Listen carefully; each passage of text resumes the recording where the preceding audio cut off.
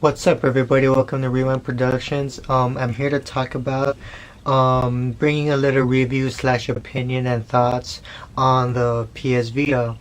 Now, this is really a review for those of you who are thinking about getting a PS Vita but are not really sure if it's worth the money or if it's really worth it. I got mine a couple months ago, and I had a good couple of months to really get into it. I didn't explore all the applications, but I played quite a few games, and I think I understand. Well, I do understand it now. I had it for 2 months, but yeah. First, we're gonna talk about the hardware. Now, the Vita itself, this handheld holds quite a lot of features. It has the back touch. It has the front OLED screen. It has two analog sticks. Of course, the OLED screen is also a touch screen. Let's see. It also has motion controls, and I think it has voice commands because I was playing Tearaway, and which is a good game, by the way. And it uses some kind of voice command, but I don't know if it's that accurate or that good. But I'll explain more later. But yeah, those are pretty much all the features to the PlayStation Vita. Now, I guess we'll talk about the back touch first. Now, I'm not a huge fan of the back touch, but I guess it's a nice feature for developers to have. Little Big Planet Vita uses it. Tearaway uses it. I believe that's the only games that I have that use it. But I believe Tearaway uses it the best. They use it in a simple way where you just tap it to make the character bounce, or drag it a little to move platforms for the character.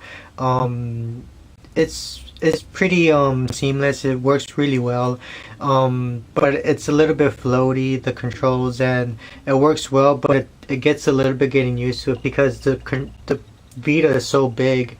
That's a complaint that I heard from a couple people, is that it's a little bit too big. And I agree, yeah, it's big, but I kind of got used to it already. It's probably pretty much the same size as the Vita. I mean, the PSP, but I think the PSP is a little fatter and this was slightly slimmer.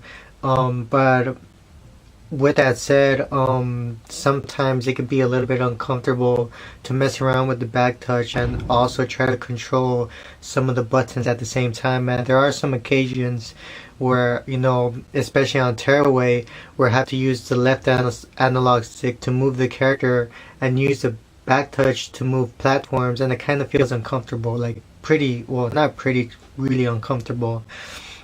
But for the most part, it's fairly accurate, and Little Big Planet uses it as well. There's one level in particular where you're just purely using the back touch and it's not fun at all. That level could have easily gone where you just use the left analog or right analog. But it was interesting, but it just wasn't fun. But yeah, the back touch, it's an interesting integration, but and it's good for developers to have if they want to mess around with it, but I'm not a big fan.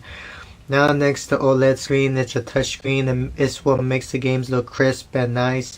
The PlayStation Vita Slim is gonna have a LED screen, which kind of diminishes the quality look of the games, because the OLED screen is supposed to make the games look more crisp and more bright and colorful. And the games look really good. Tearaway looks good. Rayman Legends look good. Pretty much all the games that I haven't played look really good on the screen. The touch controls work pretty well. Same complaints as a little bit as the back touch, is that the controls are a little floaty, but for the most part they're accurate. Tearaway use it in simple ways. Also, Vita uses, Little Big Planet on Vita uses the touch controls pretty simply. There's certain levels of Rayman Legends that use the touchscreens and they're not really fun at all. It's just you using the touchscreen, and I'm honestly not a big fan of it. I like it when they just use the regular controls, but it's a good integration. But I feel like Little Big Planet Vita, Tearaway uses it very well in gaming ways, and Guacamole and Hotline Miami use it in very simple ways where you just move the map of the area. And Sound Shapes also uses it in a simple way where you just tap things to like a level or to pick a level or scroll or to look around a bit. But yeah, the touchscreen and the OLED screen work fairly well. Now the two analog sticks, I guess it's the first game system with handheld system with two analog sticks, but it's good for action adventures and first person shooters. So you can have one to move and another to move the camera, one to move the character and one to move the camera. Tearaway uses it quite a bit where you move the character and the camera. But I guess the best example is Uncharted Golden Abyss. I play that. I have yet to play Killzone Mercenaries, but Uncharted Golden Abyss, yeah. I guess my only complaint about the analogs is that they're a little bit slippery. Like I get sensitive in Tearaway, where it just feels a little bit sensitive, and if I walk a little bit too off, then my character slips and falls. Or in Uncharted, where like when I aim and shoot, like when I try to aim and move the camera, I think with the right analog stick, it's hard to like get a target, and that's where the lock on target becomes useful. But that's my only complaint, that the analogs are a little too sensitive. But it's really good that they have it on this console. My one complaint, a complaint that I have for the Vita is where you insert the games, especially with the hard copies. I only have one hard copy game, and that's Little Big Planet on Vita. And you put the games in the bottom, and it's so small. Like it took me a while to actually find it where you actually insert the game. It's even smaller than what the memory card looks like. Where on the PSP it was like just this big round UMD shape, and that's where you put in the games. But over here it's very small. I won't be surprised if some of you will miss it. But yeah, it's in the bottom left side or right side of the PS Vita.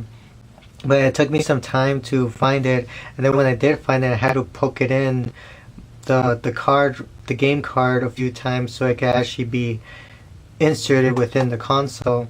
And I guess, yeah, I didn't really like that, and that's why most of my games are digital downloads, because I don't want to be taking out a game and poking the other one back in or whatever. I don't want to keep on doing that. So with that said, memory cards, like a lot of people have been complaining about the gigabytes of the memory cards and how expensive they are. They are pretty expensive. I have an 8 gig memory card. I think originally it was supposed to be $24, but I got it $10 off. I got my memory card for $10 less, so it was like 14 or 16 bucks. But the thing is, I got it pre-owned. So if you can find a pre-owned memory gig, then that's good. But if you want to support the memory manufacturer, then I guess buy a new one. But they're pretty expensive. But with that 8 gig memory, I have, let's see, 3, 7. I have 8 games, and I still have about 400 megabytes left of space. And the most that so far takes the most memory, I think, is Rayman Legends, which takes out a little bit over a gigabyte, I think. And then Uncharted Golden Abyss on digitally takes out the most memory with like 2 gigs, nearly 3 gigs, I think. I forgot how much. But yeah, like it's better. Like the memory cards are a bit of an issue, but it's nice if you get a pre-owned one, so you can save some money and you can put more games on it. And there is supposed to be there's a 64 gig, I think, in Japan, and it should be coming to America sometime soon. One thing I want to talk about is the motion controls. I'm not at all a big fan of it. I hate the motion controls on it. Little Big Planet uses it in a good way, where you just move it to move platforms. Tearaway also uses it in a simple way where you move platforms, but there's a certain point in the game where you have to move one object and take it to point A or to point B, and you're moving the Vita around, and at the same time you want to be looking at the screen to make sure you're doing everything right. And at the same time you're moving your character sometimes. So it's a little bit overwhelming and it's not comfortable, it's not fun to play. And yeah, that's why I don't like it. And also flower on Vita. There's two ways you can use flower on Vita, and one of those ways are not fun at all. Like you have to move the motion controls to move the flower petals, and I hate it because you're moving it around but you're trying to look in the screen to see the action. It works on the PlayStation 3 or the PS4 where you have the controller to move the flower petals and you have a screen to look at where you're going, but with the Vita it just doesn't work at all. But yeah, I'm not a huge fan of the motion controls. It's good. It's better when they're used in a simple way, when they're just moving platforms. But yeah, to round it all up, back touch. It's a nice integration, but not a huge fan. But it's nice for the developers to have. The OLED screen is really nice. It makes the games look good, and the touch screens work very well, except for some moments and Little Big Planet on Vita where, for some reason, you really need to make the touch controls work. The analog sticks are nice to have, especially on the handheld, but they feel a little bit too sensitive, slippery. The controls of the games, like Uncharted Golden Abyss, like I mentioned. The motion controls, like I said, not a big fan. Let's see, what else do I need to talk about? Oh yeah, the voice commands. I don't know if the Vita has voice commands, but I know in Tearaway there's a certain point in the game where they make you talk to the Vita so you can make something happen, but it didn't really work that well. Like, I didn't even talk to it at all. I just captured something from the outside and it was able to activate. Oh yeah, one thing I forgot to mention is that there's a rear and front camera. The quality of the camera is not that great from what I've seen. It doesn't look high quality, and Tearaway uses it where you are a part of the game. Like the front camera points at you and you're in the game, and of course the rear camera is to take pictures, I guess. But the quality of it is not great, but I didn't play around with the cameras that much. But I guess it's cool to have a rear and front camera, so you can take pictures, whether selfies or take environment pictures or whatever. Yeah, so the cameras are nice to have. Let's see, in terms of hardware, yeah, I don't like how you enter the games. The memory cards are a little bit too expensive, but they're a little bit more obvious to put. Like, it's right here, it says right there PS Vita. That's where you put the memory cards. I don't know what this thing does right next to the PS Vita sign. Like, here's the Vita sign, but then there's this, and I honestly don't know what it does. And yeah, like, it's just a big, it looks like a pretty big cable that could go in there, but I don't know what goes in there. And the very bottom right there, that's where you charge it or connect it to the PS3. Yeah, but that's about it for the hardware. I think for the most part, as a handheld, it holds a lot of features, and that's great. Now let's talk about the software. Very quickly, I want to talk about the apps. It comes with things like Near. Not a lot of people know what it is, and I don't really understand it. It's basically, seeing the people around you that are nearby and what they're playing or what kinds of games they have played. It's kind of pointless, but I guess it's nice to have. But the thing is, not a lot of people own Vitas, so you'll be lucky to find any people around you playing nearby. Of course, there's the friend application to see your friends. There's the message application. There's a welcome park application to play these little mini games, I guess. It comes with its own trophy list, I think.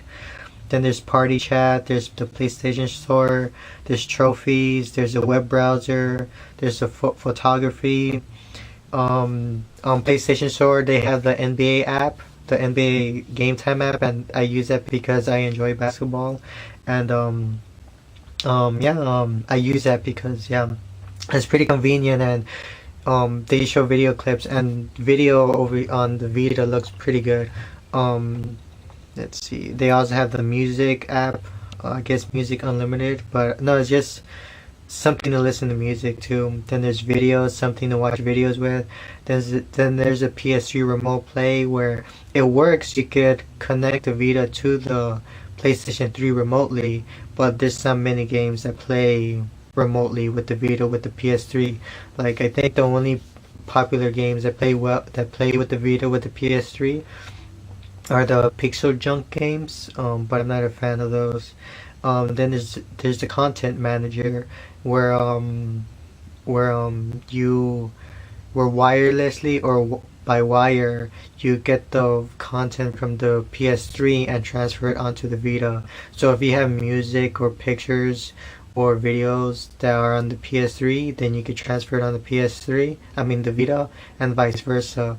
Or if you have sound shapes downloaded on Vita, downloaded on your PS3, you could import it to your Vita.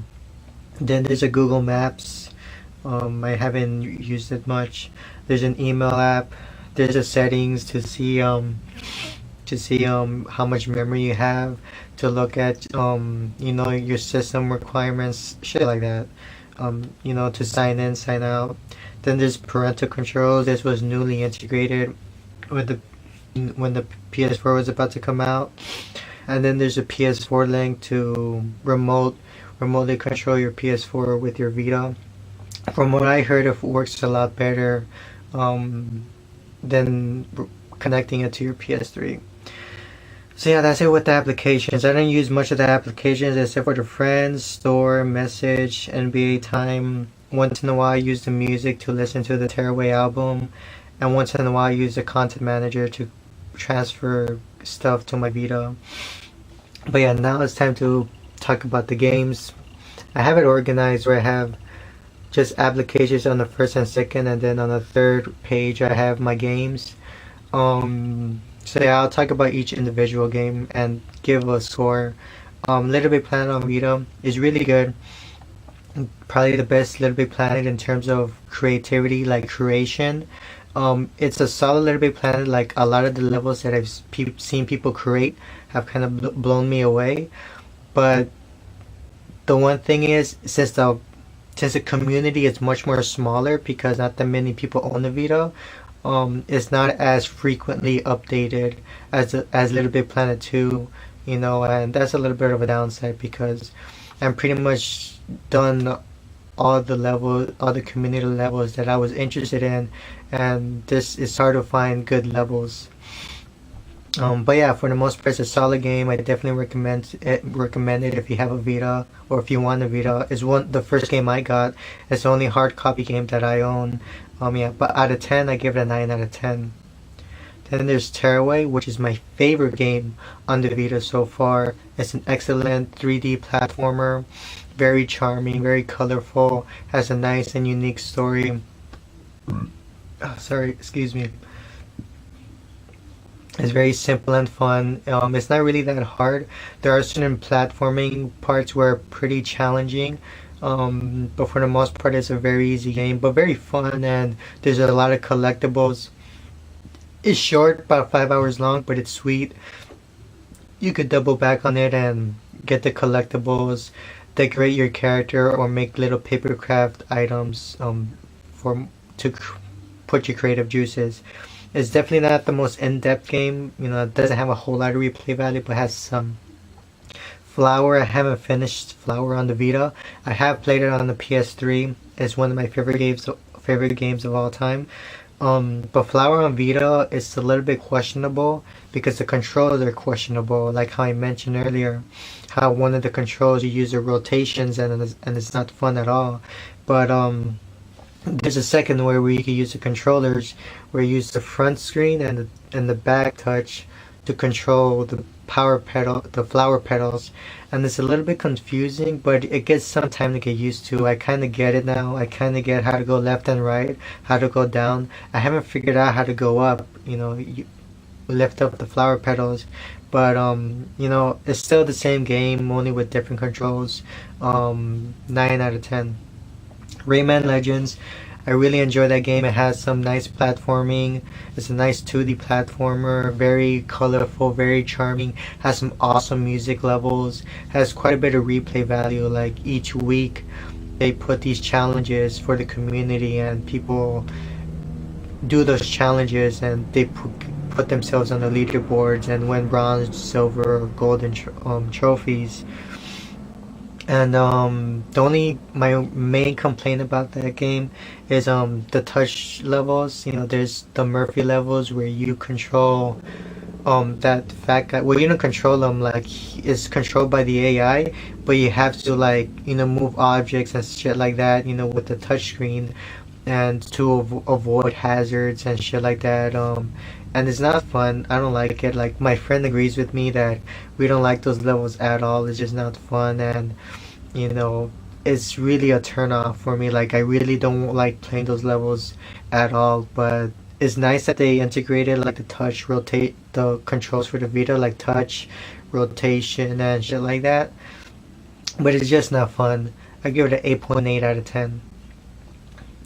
Sound Shapes, really good game. It's kind of like Little Big Planet where you get to make your own levels and share them, but it's not as in depth because in Little Big Planet you can make your own objects from scratch, but from in Sound Shapes, you just make the stuff that the game gives you, and that's my downside to it, is that it puts out the creative juices, but you can make stuff from scratch.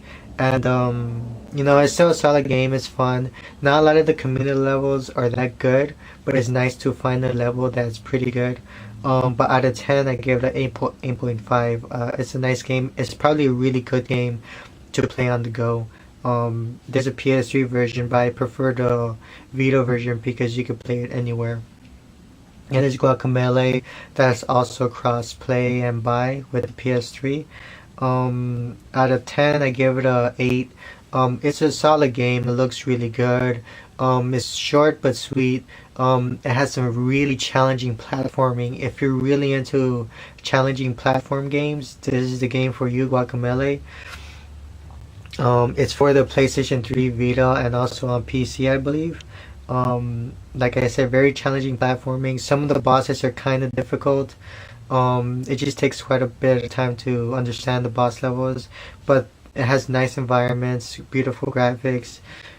I'm iffy about the combat. It's pretty stiff. The combat's pretty stiff, but if you play, you probably know it. But yeah, 8 out of 10. You know, I think it's really solid. Super Stardust. I really like Super Stardust. I haven't finished it yet, but it's a twin stick action game. Like you just shoot stuff from space, and you know, what score did I give it? I give it an 8.5. You know, it's much like the PS3 version, but it uses some of the touch functionalities. But I haven't used the touch functionalities. I've been playing it with just the regular controls. But sooner or later, I will play it with the touch controls. I just want to finish it first and then double back on it. But it's a game with high scores, so if you're that kind of person who likes going up for high scores, then there's a lot of replay value in this. And there's Soul Sacrifice. I just barely started this game. I played for about 2 hours. The graphics, this is probably the one where the graphics are not great, but they're pretty good. The gameplay is pretty repetitive. You just, in each level, you just go on and kill things, but there's a bit of strategy where there are certain points where you go against the boss, but you will find that the materials and the materials you have are not good enough, so you have to reorganize your materials and see which ones are better to face against the boss. But I'm not gonna give it a score yet because I'm not finished it with it yet. And then there's Flow. I got the PSP version, but the PS Vita version just came out recently. But I definitely recommend it. It's very simple, very relaxing game.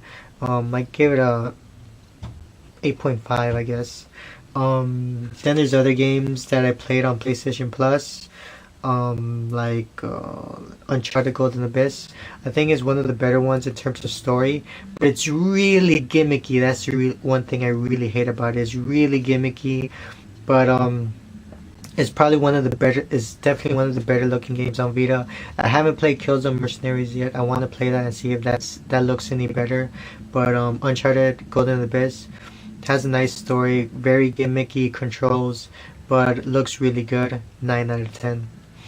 Hotline Miami, that was free on PS Plus. It uses the touch controls in small ways where you touch the front to, sorry for the music, where you look at the map a little bit, but it's a very violent game. I'm not really into those kinds of games that are really hard and require a lot of trial and error. But this is one of those games that I really enjoyed, and it's just so tense and so it just I really enjoyed it. Like even though it was hard, I really enjoyed it. I gave it an 8.4. Gravity Rush is probably the one game I really dislike on the Vita. There's people who really like it and really enjoy it. I really enjoy the environment. I really enjoy the world and the dialogue and the characters. I feel like it's very charming, but I really dislike the combat and the gameplay. The combat's just awful. I mean, flying around the world is nice, or floating around the world, whatever, but the combat itself is just not fun. Like, it's very disorienting. It's really difficult to get a plain target.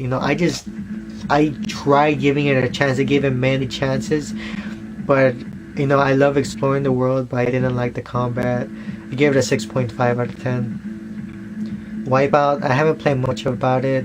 I kind of don't like the controls. I'm not gonna give it a score because I didn't get deep into it. But yeah, the Vita's struggling. It's already been 2 years since it came out, and I think it's really solid for one handheld system. It has many features, and a lot of those features are not used as much. And when they are used, they are used kind of pretty well, or not so great. I think Tearaway does the best job using all of the integrations. Little Big Planet uses all of the integrations mostly, and uses it fairly well. Rayman Legends doesn't use it, like they use it, but I don't like it on Rayman Legends. But yeah, Vita, it's a great game handheld system. I think it's great for games that are for AAA titles, for like, it has Tearaway, it has Little Big Planet, it has Uncharted, it has Killzone, it has Assassin's Creed, it has Batman, Blackgate. It's great for console gaming, but it's also great for small games like Super Stardust, Guacamelee, indie games, games you could play on long bursts for long hours, or games you could just play for a few minutes and that's it. And I feel like that's what the Vita provides a variety. Provides games that are console quality but also very small and casual a little bit, hardcore or not hardcore. But out of 10, I will give the Vita a 8.8 out of 10. I would give it a 9 if if it had more like, it has a lot of games, it just doesn't have a whole lot of games that appeal to the general audience. I think if the Vita wants to sell systems, it needs a Gran Turismo Vita or a God of War Vita, and that's what the PSP had. The PSP had a Gran Turismo and a God of War game, and those sold. That's what made the PSP, I think. I know God of War Ghost of Sparta is probably the best-selling game on the PSP, and they need to bring that onto the Vita, like a fresh, new God of War on the Vita or Gran Turismo on the Vita. It doesn't have to be that, but I think those are the ones that most people will be most appealed to, like a Gran Turismo or God of War. And Gran Turismo is PlayStation's best, best-selling game. I think some people have been talking about Last of Us on the Vita, but I don't think that would work well because The Last of Us is the world is so immersive, and and is very tense, and I don't think it'll work well on the Vita because if I'm worried that they'll make it too gamey, like how they did with Uncharted. Like Uncharted, it was nice cinematic adventure, but on the Vita they made it into this gimmick where you just swipe the touchscreen or use the back touch for stupid shit. And like I'm worried that they'll do that to The Last of Us, but The Last of Us doesn't seem like kind of game that will be on the handheld. But if they can make it work, that would be great. But the one game I would really love to see on the Vita is an Infamous game. And some IGN editors have been talking about the possibility of an Infamous game. And I think it'll be awesome because I think it's perfect because you have a nice open world game where you have about a 10 to 15 hour story and lots of side missions from like helping out people or doing like mini stories or whatever, and also having like many things to do. Like I feel like Infamous 2 is much better with the side missions because you could do side missions where there's like mini stories or mini action sequences, but there's also very small things where like you like a lot of collectibles. There's a lot of collectibles in that game too. It's a perfect game. We have a nice open world to explore, a nice story to explore, a lot of collectibles to find, and side missions to accomplish. And I feel like they'll work really well onto the Vita, and I feel that's something the Vita really needs. It's a game that's perfect to play on long bursts or short bursts, and it has games like that. I think Killzone is like that, where you could play that game for long stretches of time or short stretches. But I think Infamous is the perfect kind of game, and I hope they're working on one for the Vita. But that's my take. The Vita is a pretty good console. I think it depends on your taste on games. Like the 3DS has a lot more games, and it has games that appeal more to people, like the Mario games, the Pokemon games, the Super Smash games that's coming out next year, or this year if you're watching this video on a later day. But the 3DS just has a better audience right now, and a supportive audience where the house has a much stronger game library, and the Vita has strong games. It just now a lot of those games appeal to people. Like Tearaway, I really like that game, but not a lot of people are going to be into that kind of game. Uncharted, that's a popular series, but not as popular as Mario or Pokemon or the Super Smash games. And like I said, if they want to sell systems, they need to put out a Gran Turismo or God of War on the game. And the game I would like to see is an Infamous game. From what I heard, when the PS4 came out, the Vita has gotten some boost in sales. And that's good to hear because a lot of people are probably using it for remote play. And that's the reason to buy it too. Like if you have a PS4, you can use it as a second screen. Like if someone, wants to, let's say someone's using your TV and that's the only TV that's connected to the PlayStation 4. But if you want to use it, then you just connect it to your Vita and you can play your games on your Vita. And from what I heard, most of the games work fairly well with the remote play on PS4 and Vita. So I feel like the Vita has quite a bit of value in it. There are some games that, like, I won't say it's lacking in games, it's just lacking in games that interest the mainstream audience. And the games that most people want to probably play is Uncharted, Little Big Planet, Assassin's Creed, maybe Call of Duty, Killzone, Batman Blackgate.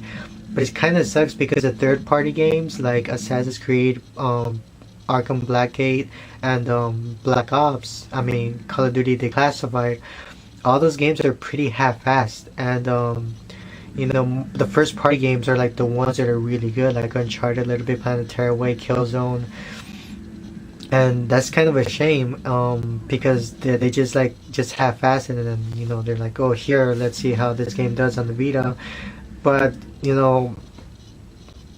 Sony's doing a good job on promoting indie games, and like I guess that's another reason to get on the Vita. And I've played a few games. I played Hotline Miami, Guacamelee. There's a couple of indie games on the Vita, and they work fine on the Vita. Sound shapes, and they're great on the Vita because you can play them on the go, and those games are best played on the go, at least in my opinion. And they're also doing ports, like they're doing a port on Borderlands 2, and I'm not a big fan of Borderlands, but that's great for people who want it.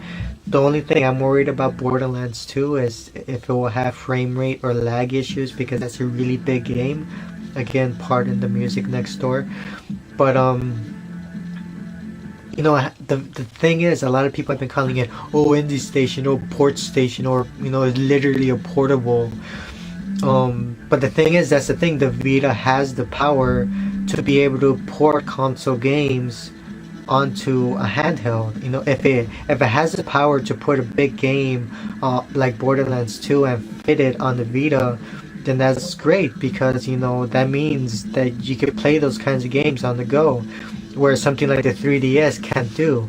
And the 3DS can't get indie ports, because you will have to like rewrite the modem or the shit like that. I don't know what, but like with Vita is like sort of a little bit more simpler transition, and it's good for developers, like indie developers, so they can make their money and exploit their game to more people.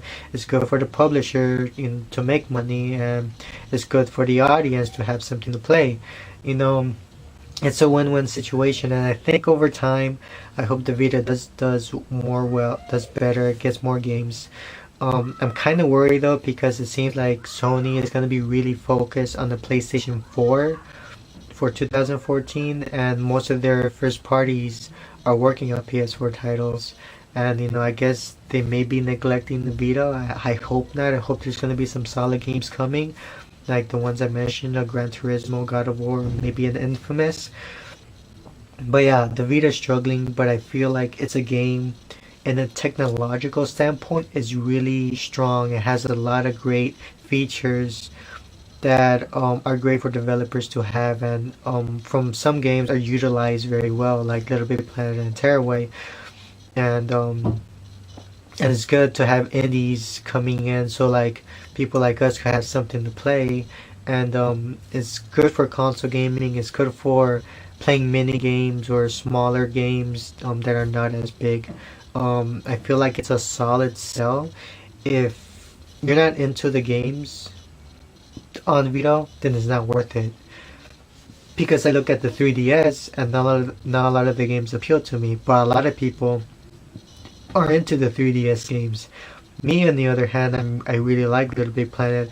I really like Uncharted, and even though Tearaway is a new IP, I played it and I fell in love with it. I'm like, oh wow, this is a really amazing game. This really enhances what the Vita can do. So if you're really interested in what the Vita has to offer, then get it.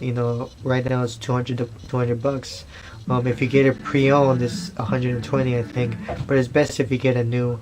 It's only 200 bucks, and if I were to suggest you the games you should get, there's the games that I've expressed: Little Big Planet, Tearaway, Rayman Legends. I heard Killzone Mercenaries good. I want to try that as soon as possible. But yeah, personally, I think the Vita is a solid console. Solid as a console gaming. I know I'm repeating myself. As a console gaming, but also as a mini game thing. It still needs some time. I think at some point it will get up there. I think when the PS4 gets stronger, I think the Vita will get stronger along with it. And once they start bundling in the PS4 with the Vita, with like a $600 or $500 price tag, I think that's going to be really great for both platforms, and especially for the Vita, because I think it's very underrated and it deserves the attention it gets.